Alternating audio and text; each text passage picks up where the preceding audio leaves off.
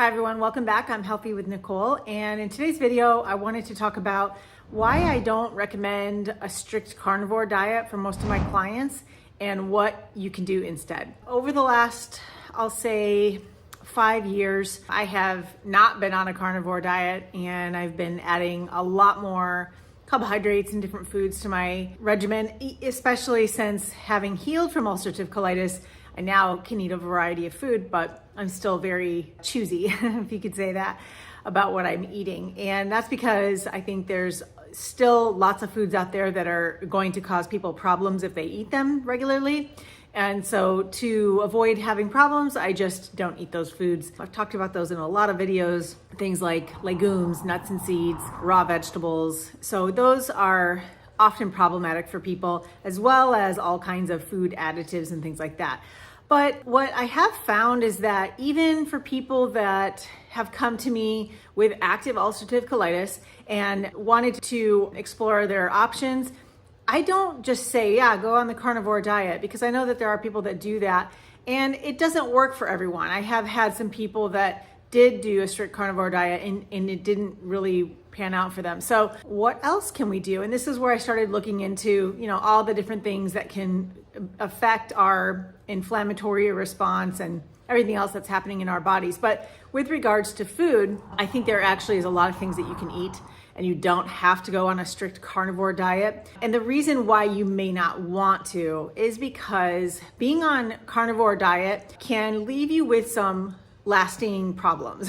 So for some people, they do great on it and they can do well for a long, long time. And I did great on it for probably the first year. And then after about the second year, I started having issues. And I wrote all about this in my second book called How I Stayed Ulcerative Colitis Free. It's now on Amazon. I'll also put a link below. But this is kind of how I tell the story about what happened after doing carnivore for 2 years and why I modified my diet. And this is the same reason why I recommend this route to a lot of people. So back to what I'm seeing. So for myself, and for I know many people that have done strict carnivore, it resulted in some thyroid problems. My T3 just plummeted. I started having thyroid problems, all the symptoms that come with hypothyroidism. And also this was a time where my hormones were really changing. So for women going through perimenopause, it has a pretty drastic effect on your hormones. And this is all about your carbohydrate intake. But the worst piece that I see almost everybody that is seeming to have after doing long-term keto, carnivore, or just a lot of dieting is insulin resistance. And if you were to look up insulin resistance, you'd see something like symptoms of skin tags and gaining weight. And while that might be true, I think the things that are overlooked are more about the problems that I have, like sleeping problems. You wake up during the night having hypoglycemia because you can't regulate your blood sugar. And then if you do eat anything high in sugar or carbohydrates, you get hyperglycemia. You just can't regulate your blood sugar. And so you become insulin resistant because of all the fat intake. And also I think a lot of people are not eating enough because they have really diminished appetites on the keto and carnivore diet. So with those combined, I do see people that are having insulin resistance. And so therefore, I'm recommending that first of all, you should do whatever works for you. And yes, the carnivore diet may work, and that may be the only thing you can do to stop your symptoms. But just know that you may run into these problems later on, and they are a little bit harder to fix. So they take some time to undo. I'm working on some materials to help people kind of undo the effects of low carb, keto, carnivore, unfortunately, because this is what I'm seeing out there. And I think it's important just to talk about it because we are seeing so much in the social media world about keto and carnivore because that's like the trending diet. It's what's popular. You see everybody doing it, but it doesn't really match the physiology of the human body. And the reason being is that we run on glucose. And if we don't get glucose, we'll make it. And we'll make it within our liver. That's called gluconeogenesis. I'm sure you all know about that. But it's a backup system and we really don't want to rely on that. But in doing that, it creates this sort of insulin resistance setup where when we do introduce carbohydrates, A lot of people gain weight. A lot of people have blood sugar regulation problems. And this is kind of what I saw too. So I want to head people off from that. And that's why when I work with people, we only do strict carnivore as a last resort and for as short of period of time as possible. And then after that, I want to get people eating carbohydrates as soon as possible. And just as a side note, I've had people that are really, really sick. I mean, really bad. They couldn't eat anything and they had severe ulcerative colitis. And we had them sugar just to get glucose into the system, and it worked.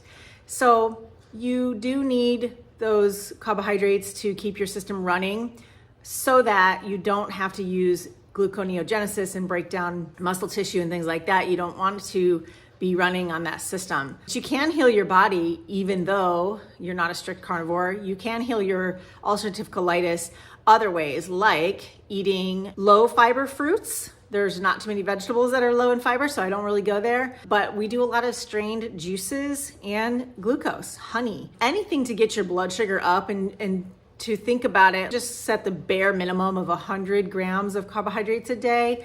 And all you were doing was taking in honey. And I did this example with another client. You have to take a lot. I think it's maybe like 8 tablespoons a day.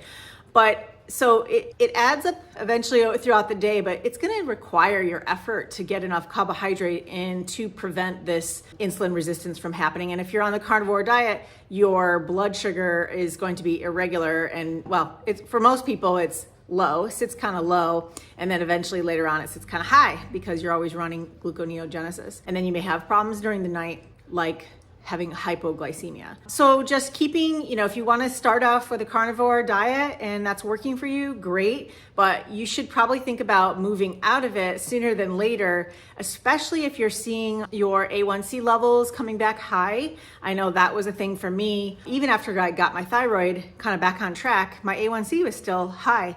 And you really have to cut back the fat and increase the glucose in order to reverse that situation. And it takes some time.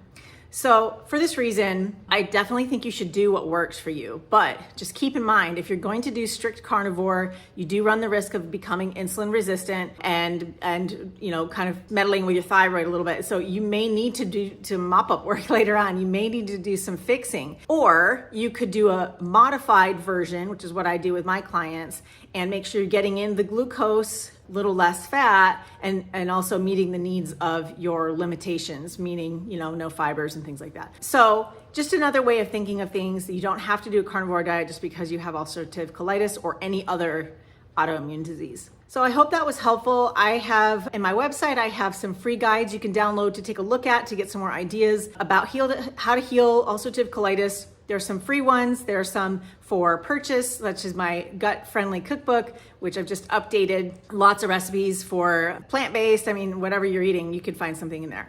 So I recommend you check that out. And then of course, if you want to hear how I've kind of handled since carnivore diet and everything I've included to keep myself ulcerative colitis free, you can check out that book on Amazon. It's How I Stayed Ulcerative Colitis Free for 6 years and counting.